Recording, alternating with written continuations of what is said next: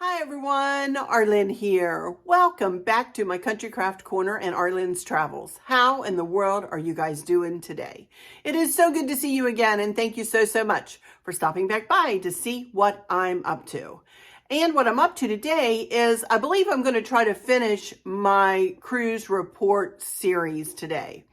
I have quite a busy week coming up in front of me, and I am only going to be doing one more video for those of you on my Country Craft Corner this week. Probably on Friday. It may be Wednesday, but I think it's probably going to be on Friday. Chris and I are traveling over to Harrisonburg, Virginia tomorrow to go to a little store that I like to go to over there to spend some of my birthday money. And Thursday we have the concrete coming and they're going to put that down. So I may wait till Friday to do my second video so that I can give you a concrete update and show you everything with the pool and everything. So I think I am going to try to finish the cruise report today so that we can get it in the can and so that you guys can, if you need to, chop it up in sections and watch it, then you'll have time to do that through the week here. All right.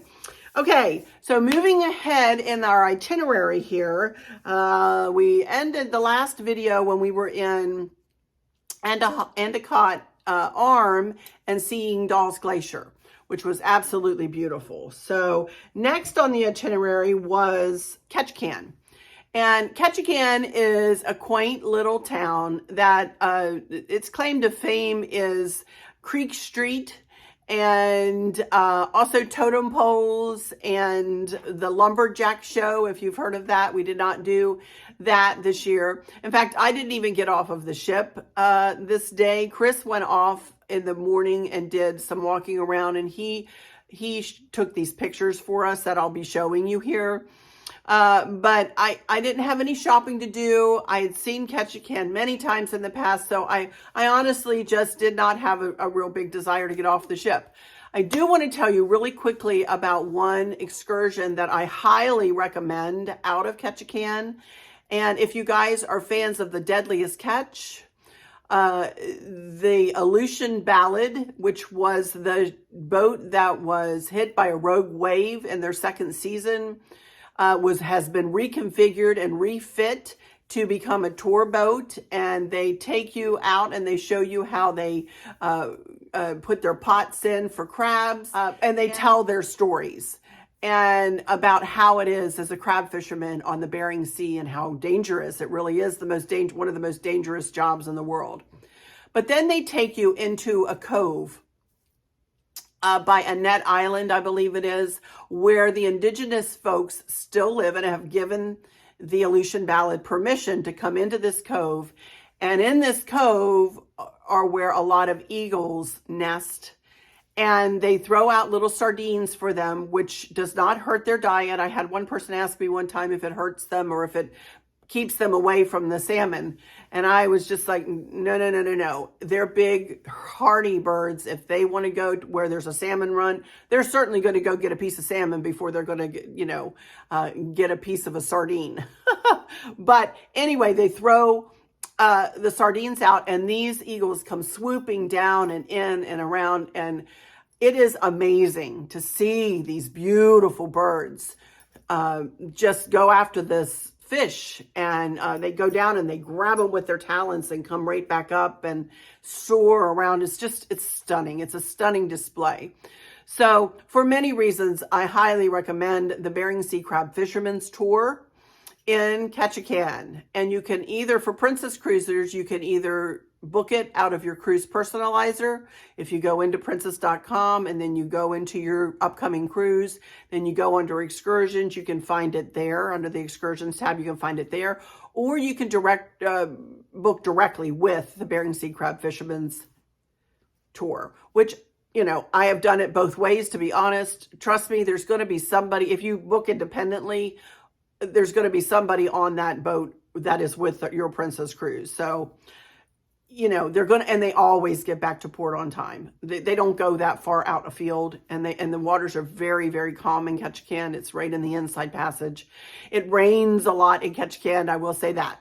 there's a lot of shopping right there at the port. You can walk right around, all around Ketchikan. It's a very easy walk. Or if you have a scooter, very easy to scooter around the entire town. You can go back to Creek Street. They have a nice boardwalk there.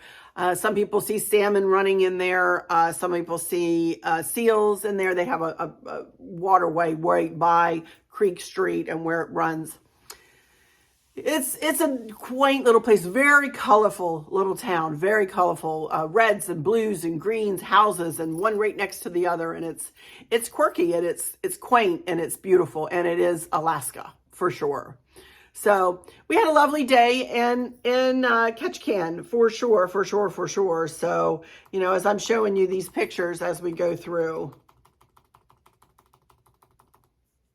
Then, let me see. Oh, I can't remember how long we were in port that day. It wasn't probably very long. Ketchikan is usually a pretty short day because there's a long steam ahead. So the next day we were at sea, and we just had, you know, a lovely day at sea. No, nothing major happened that day. We just did whatever we did on board that day, and most of the time we were just resting by this point because it'd been a pretty busy cruise up until now. So had a lovely dinner in the main dining room for sure. Izagani doing more of his tricks, and it was actually a formal night. And here's what I chose to wear for my formal wear, which was a very blingy, kind of like a shrug, if you will, with a black top underneath and black slacks, and very, very blingy. And yes, I did. I wore a headband in my hair and just some blingier jewelry. And here are the four of us at dinner in the main dining room that night. You know, and that night they had escargot, which I don't eat. Barbara tried it. She didn't mind it too much, but I don't know that she's going to have it again, you know. But we had a lovely dinner in the main dining room that night. And Barb and I went, and they had their rings on sale. I didn't put my rings on today, but I do have a picture of what I bought here. It's usually they sell their rings for $39.99, I think. And they have beautiful, beautiful rings. They're not real diamonds or anything, real gemstones, but they're super shiny, and they really don't lose their luster after you purchase them. So I did buy a couple of rings that night. And while I'm talking about jewelry, remember I told you that we missed Icy Strait? Well, Princess gave us a refund of so much money per person. And I don't remember what the money covered, but we got it in onboard cash, refundable onboard cash. But we decided, Chris and I went into one of the shops, Facets, I believe, and that's where they sell Brighton. Well, I am a big fan of Brighton jewelry, and Chris actually picked this pretty necklace out and purchased this necklace for me and earrings to match. Let me turn them around, and earrings to match. And you can actually turn the necklace around and wear it either way. So it is a pretty little necklace. And then later in the cruise, the next week, Barb was there with us when we bought it, and I didn't want to spend the money on the bracelet too. And daggone if she didn't come, and this is my birthday present, I think she told me, and she bought me the bracelet to match. Now, what a gift, kind of a gift is that, you guys? Thank you so much, Barb, if you're watching. But so I have the necklace, the earrings, and the bracelet. Oh my goodness. How lucky am I? We also went to see the show British Invasion that night. You're not allowed to take video in the Princess Theater. So I just took a picture of, you know, the British Invasion flag there. And it was good. It was a good show. It was the first time this cast had ever performed the British Invasion show on this ship. So they did a good job.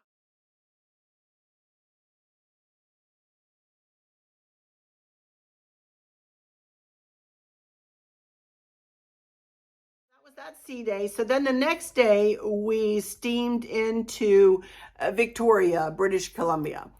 Well, and Victoria, as you all know, and as I've said several times, we've been to there several times. One of the claims to fame is Butchart Gardens, which is just stunning. We did not go there this time. We have been there before, but that is one thing that a major thing that you can do there in Victoria. Also, the Empress Hotel offers high tea in the afternoon. It is no cheap thing to do though.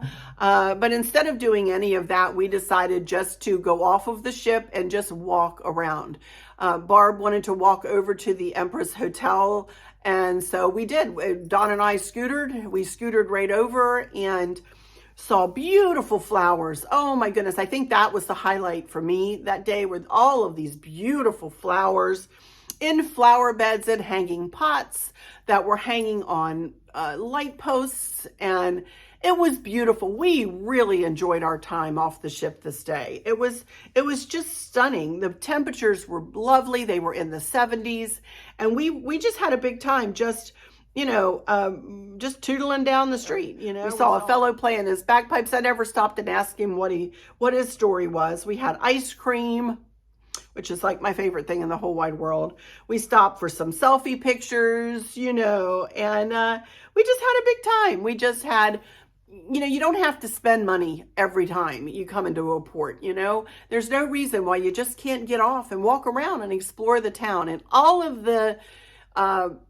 most of the ports, I would say almost all of the ports, other than most of the ports that we went to on this cruise, you could do that. You could get off of the ship and I could have gotten on my scooter in any of the ports and scootered around anywhere, so don't ever be afraid, especially on an Alaska cruise, that you won't, if you are mobility challenged, like I am a little bit, you will be able to get off the ship and you will be able to enjoy the towns if you don't want to do a planned excursion. I don't think you have to.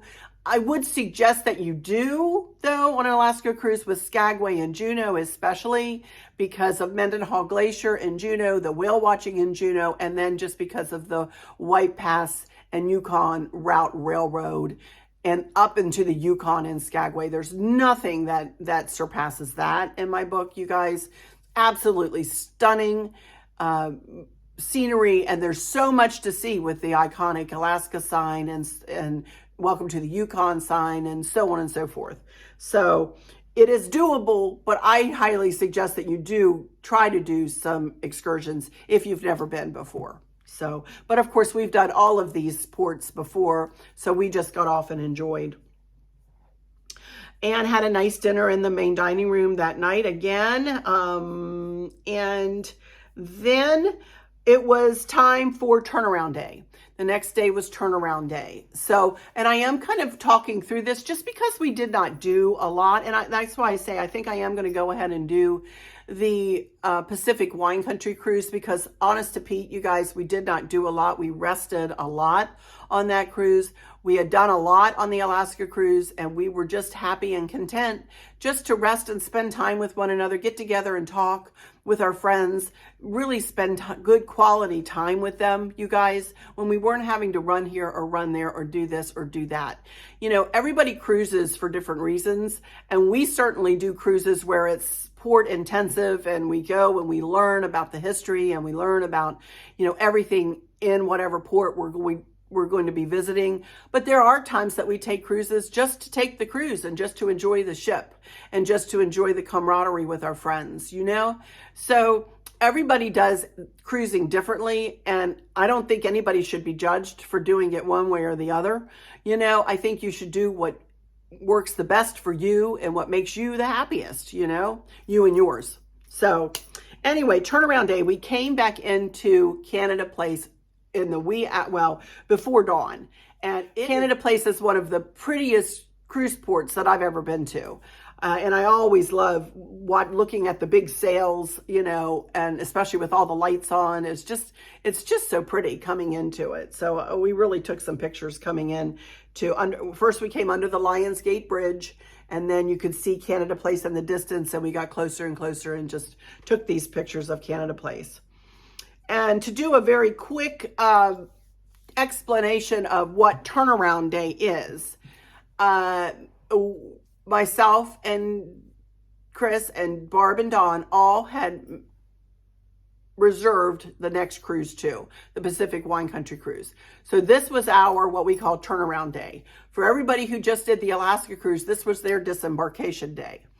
And, but instead of disembarking, we got a guest in transit little card, and all we had to do was go off of the ship, and we had to follow a girl. Now, I will say the left hand did not really know what the right hand was doing on this day. I think they might have had a new crew member doing this, and she did not have a lot of experience working with the guests in transit. We were kind of telling her what to do, because a lot of us had been guests in transit before. She seemed like a lost little lamb. I will say that once we got into the cruise terminal, some of the other Princess employees in there kind of took over and pointed her in the right direction, which in turn pointed us in the right direction, So we literally went off of the ship, which was very easy to do. Dawn and I scootered, and it was very easy to go off of the ship. And then we just followed her really literally around Canada Place and back around to where we had to go into Border Patrol again, show our passports again. And that was literally it, you guys. We showed our passports again and went back through security and back down to wait until the ship was turned around. We didn't have to be off of the ship until a certain time. I don't rightly remember. I want to say it was 10 o'clock, could have been 9 o'clock, 10 o'clock, something like that. So we waited in the cruise terminal, and we were the very first ones to go back on the ship. The passengers in transit are the first to go, then the mobility challenge to go, then the elite go, platinum go, ruby go, and so on and so forth through the captain's circle, levels, if you will. So we went back on the ship this day, and again, we had lunch in the main dining room and had our orange souffle. We had a very, very, very good lunch, and spent the afternoon just tootling around the ship. We really didn't do a lot. We just spent time together. And let's see, the next day, boy, the seas were rough though. I remember that night. I do remember that afternoon. Once we got going and left port and got started down the coast of California, it got rough. The seas were rough, which we love, of course. So if you ever do a California coastal or a Pacific wine country cruise, I highly suggest, if you are prone to seasickness, that you bring a little seasickness remedy with you. They had green apples out at the buffet, and I think Barb said she saw some bags, throw up bags or whatever they're called, in the bathrooms, in the public bathrooms. So, just know that can be a thing. We're very lucky, all four of us. We really just don't get seasick. So we're, knock on wood, we're pretty lucky about that. So we ended up in Astoria, Oregon the next day. Again, I did not get off the ship. Had no desire to get off. We were right there in the Columbia River though. That's where we were moored up, and Chris got off and took some pictures around. And again, I'm going to show you these pictures. Chris is an avid walker, and he loves to do his little walk, whether he's on the ship or off of the ship. So he's always sweet to get us pictures. And I'm not sure what that red building is, but look at the ship behind that building. Isn't that cool? I thought that was like the neatest picture. And the next day we were at sea, and it was just a sea day. Again, it looks like we did see some Pacific white-sided dolphins, and Chris caught pictures of them flying out of the water. Oh my goodness, they were having a heyday. Again, the seas were a little bit rough this day. So that evening was another formal night, and this is what I decided to wear. And I wanted to match Chris, which, he's not one to want to be matchy-matchy, but I was like, I don't care. I want to match you. I want to match your purple shirt. So he had a beautiful lavender shirt, pretty purple shirt on with a pretty tie. And I wore my kimono with the purple flowers and black slacks, black turtleneck, actually, because it was chilly. And blingier purple necklace. All those necklaces came from my Amazon shop, by the way, in the jewelry gift idea box. Always a link in the description box for my Amazon shop. The next day we were coming into San Francisco, And here we are coming under the Golden Gate Bridge. It was a beautiful sail-in always to go into San Francisco. And we did get off of the ship, very easy to get off, especially in San Francisco, as we went walking around, and we went to Pier 39, which is where the sea lions are always out there honking at one another. So we saw them and walked through walked by the aquarium and walked into this Pier 39 aquarium of the bay, and it was lovely. It was just a lovely day. I didn't even know all this stuff existed the last time we were in San Francisco, because we did do a tour where we walked across the Golden Gate Bridge, and I fell on the Golden Gate Bridge that time, had a fat lip, and oh my goodness, that was a mess. But you can go through this to get to the sea lions. You can buy donuts and ice cream, and you can shop in all of these little shops. They have a Christmas shop. They have a left-handed shop. They've got, all kinds of stuff, all kinds of things. So Build-A-Bear workshop, and it was lovely. They had a big carousel in there, and we really had a good time. We really had a good time walking through there, and we had a really good view of Alcatraz. Took a really good picture. I took this picture with my phone. Of all things, I took this picture of Alcatraz with my phone.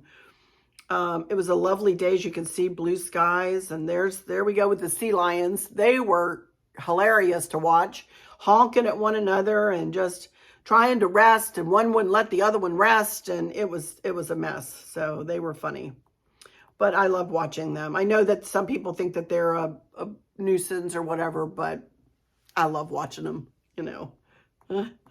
So they have such personalities.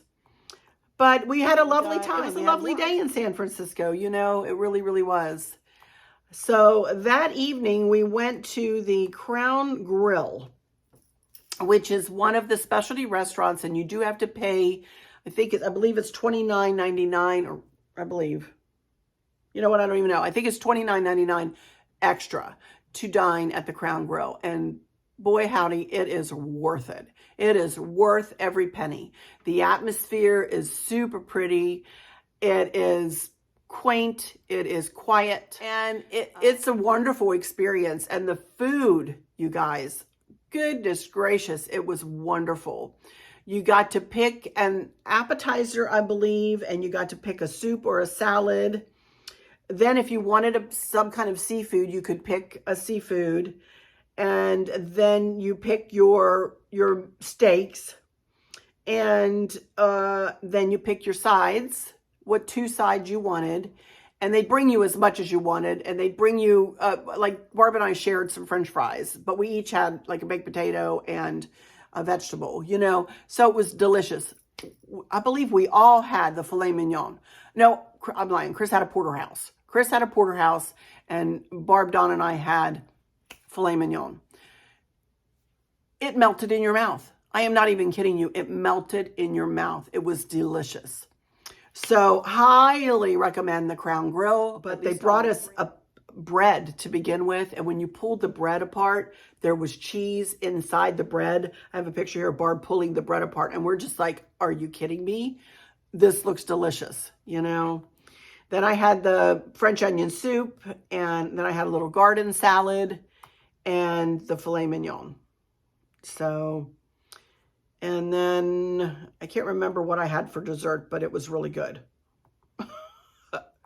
Anyway, sail away that night was super pretty. It was after dark, and we just pulled away, and you could see the cityscape. It was lovely. It was a lovely, lovely sail away. Chris and I were out on our balcony. I was wrapped up in a blanket because it was chilly, and it was lovely. It was a lovely, calm, very quiet, calm sail away. Other people were out on the balcony, and you could kind of hear them chattering among themselves. It was a lovely atmosphere, just a lovely atmosphere out there.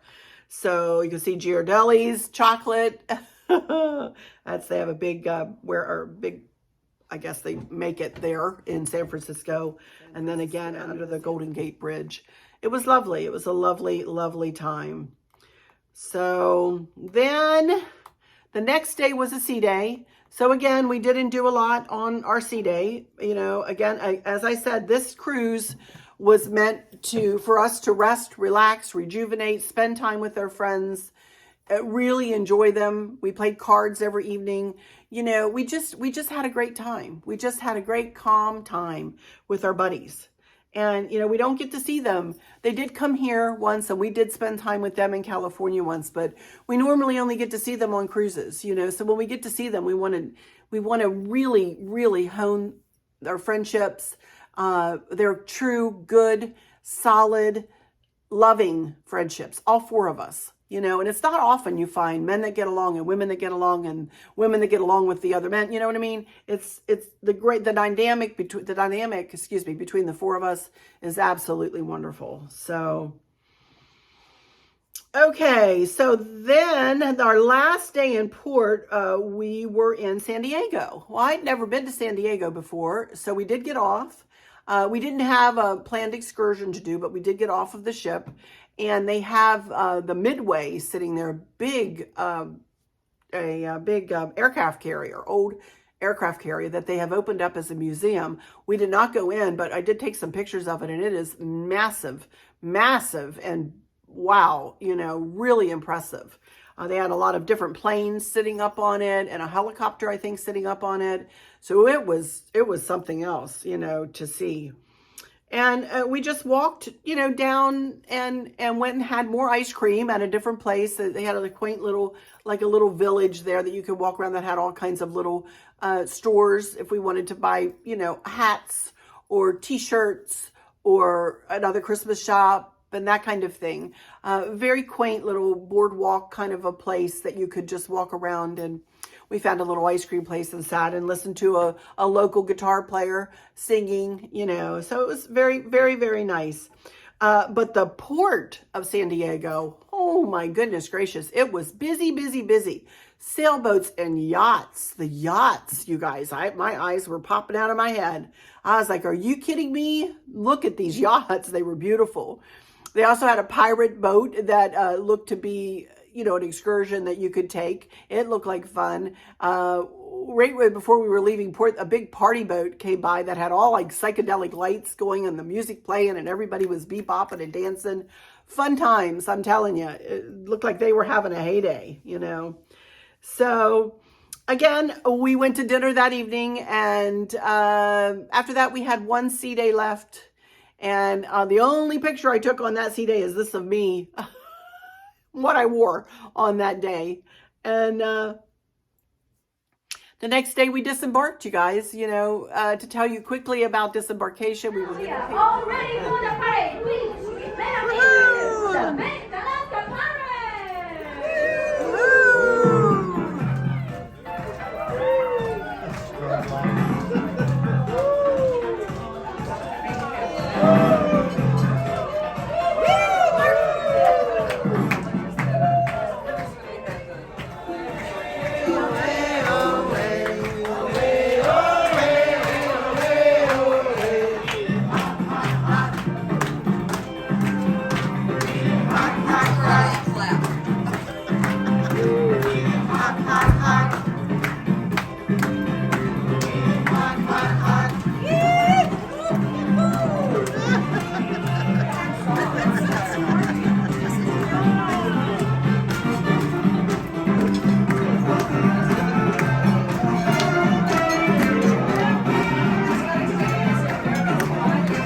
Exhausted now.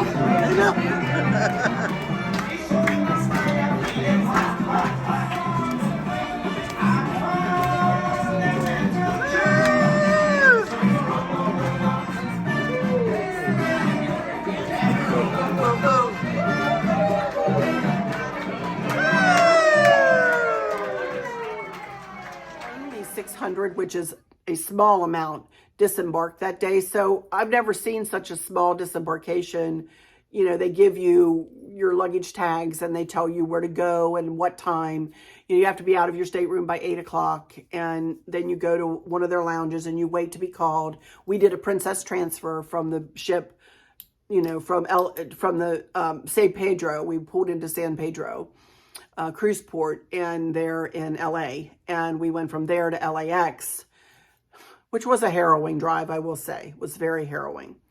And so that was seamless. The disembarkation from the ship was very seamless, very easily done.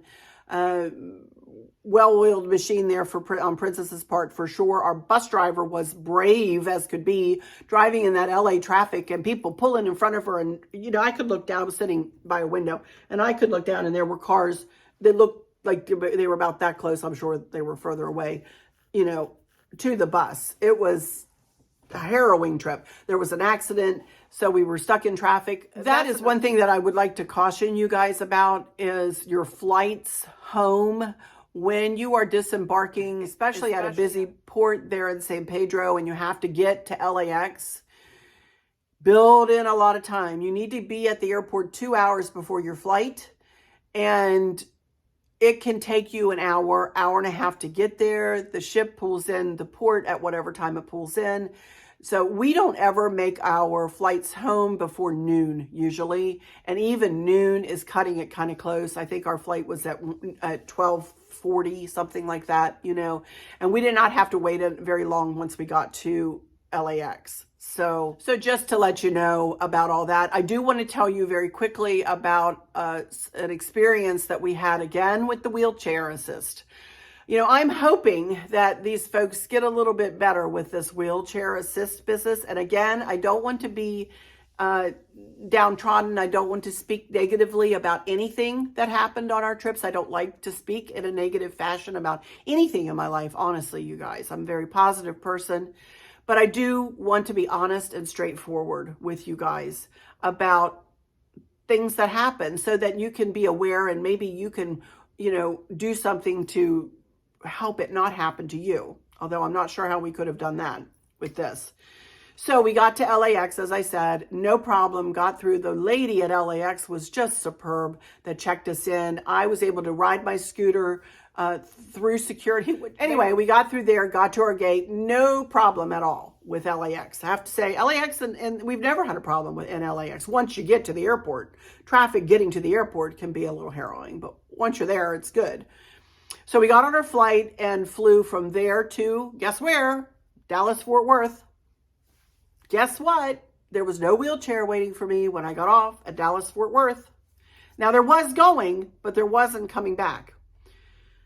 And I'm like, oh, gracious. So we had to walk, I had to walk up the gerbil tube or whatever, up the hall or up the tunnel, whatever it is. And there were still no wheelchairs to be found anywhere. And we asked the lady who was standing there getting ready to check in the next people. We're like, we are wheelchair assist. Is there anywhere? And she said, he'll be here in a second. And I was like, okay. Here comes this guy zipping up, and I don't even know what this thing was called. He drove it from the back, and in front of him were like 2 bench seats. And Chris and I got on one side, and this poor family got on the other side. They were so lost. They did not have their tickets out. They did not know where their gate was. Thankfully, he had us on a list and had the one lady on a list, I will say. And so he had what gate we were going to there on his tablet. But we were going from Terminal D to Terminal A. Okay, Dallas-Fort Worth is massive, massive.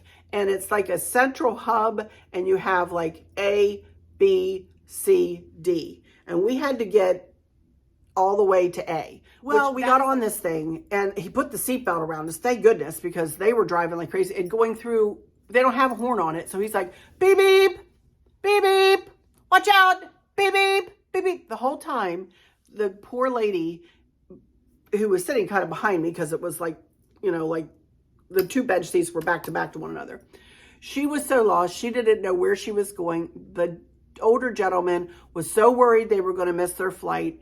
He didn't know where they were going. He and the lady in the middle was just trying to keep the peace between everybody, you know, bless her heart. So then he stops. He says, okay, you need to stand up and we need to move to a different vehicle, much like the same one. So we lost this guy. We got another driver. They did that one more time. We were on 3 different vehicles. Finally, we got to Terminal A. I was like, are you kidding me? This is crazy. We got there. Finally, Chris found me a wheelchair. He went up to the lady and he said, this has been a harrowing experience getting from Terminal D to Terminal A. Do you have a wheelchair? Do you? And he said, I want to make sure that my wife is on wheelchair assist. And she said, she was very kind. Yes, sir, we do. We have her. Here you go. Here's a wheelchair. Here comes Chris with the wheelchair over. And I was first on the plane on the next flight, you know. So then we flew from there to Richmond. Richmond disembarked my scooter and had it at the gate. And we had gone to baggage with a wheelchair. We had found a wheelchair. Chris pushed me to back. It is like, what in the world? This should not be so difficult. So I'm not sure what we'll do the next time to remedy that situation. But I guess it's just something you have to endure, and you have to learn all the ins and outs of what might happen, you know. So I don't say this to scare you or to to put fear into you at all, because it was all very doable. You know, you just have to be aware of your surroundings and aware that you might have to ask and be a little bit proactive for yourself, you guys. You know, just go knowing that you might have to really take an extra step or two in order to find that wheelchair, or in order to find that vehicle that's going to get you to your next gate. Also, too, it was a little frustrating that that Dallas, or that American Airlines, or whoever, I guess it was the airport, that put the gates so far apart, and a lot of us on that flight were saying they only had an hour. And if you walked that, they said it would take at least 45 to 50 minutes. Thankfully, we were on one of their trams and got there faster. But, you know, I don't know if other people made it, you know. So, and we tried to when we first made our arrangements, we had a lot of time between flights, and American changed our flights. So, and we love American too. That's another thing. This was kind of the first time this ever happened. So I'll be honest, I think people are just still working through, you know, all the hiccups of the pandemic, if I'm honest. And I really think that they're just working out all the kinks. And I think if we're patient, I think that things will smooth out and be as they were before.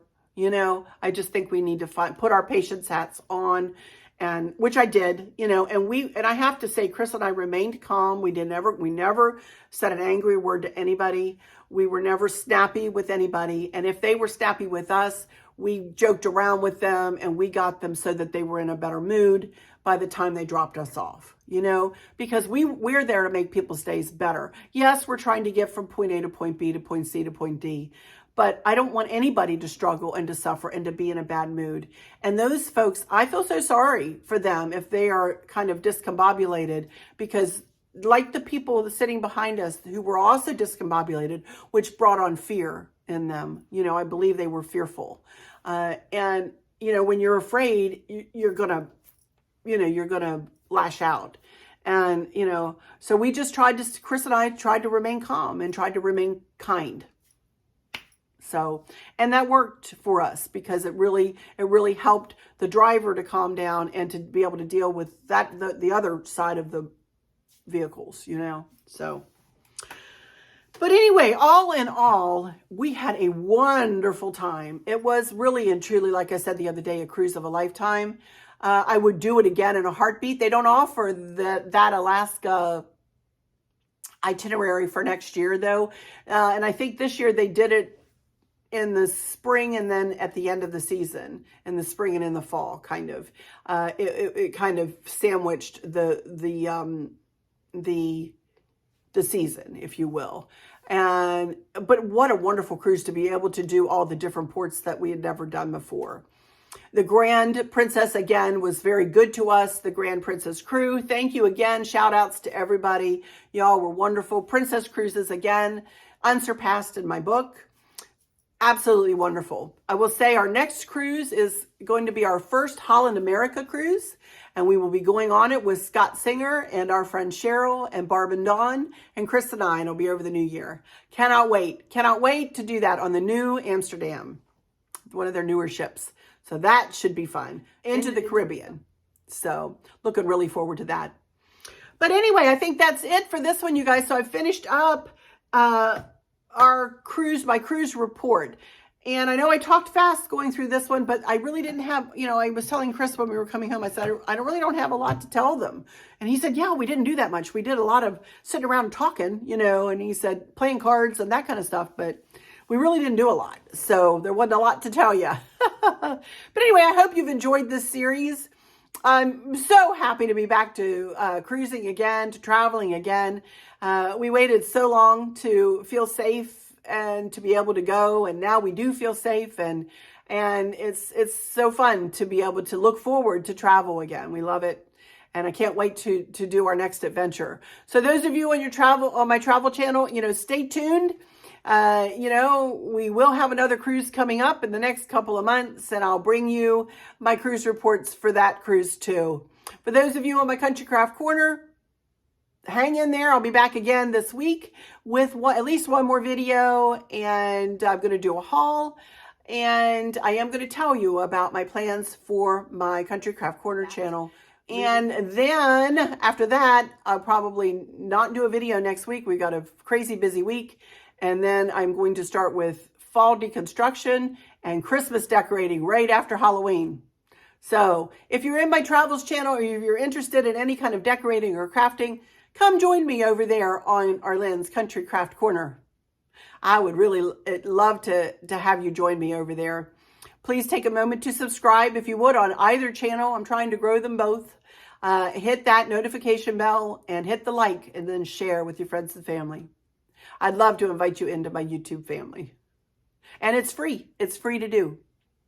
With all of that said, I could ramble all day long. But with all of that said, I'm going to go into my final words and say thank y'all so much for stopping by here today. I really appreciate every single one of you. Thank you in advance for all of your comments, for all of your sweet words, for all of your support and your love. I love you right back. And I hope that those of you who might be struggling or suffering with a catastrophic illness or chronic pain, I hope that you have someone there with you, taking care of you, helping you get through each day, making the very, very best out of each day. I hope there's nothing weighing on your minds or your hearts, pulling your attention away from where you want it to be or from where it should be. I love y'all to bits, to bits, to bits. Hugs all around, and I keep you in my thoughts and my prayers every single day.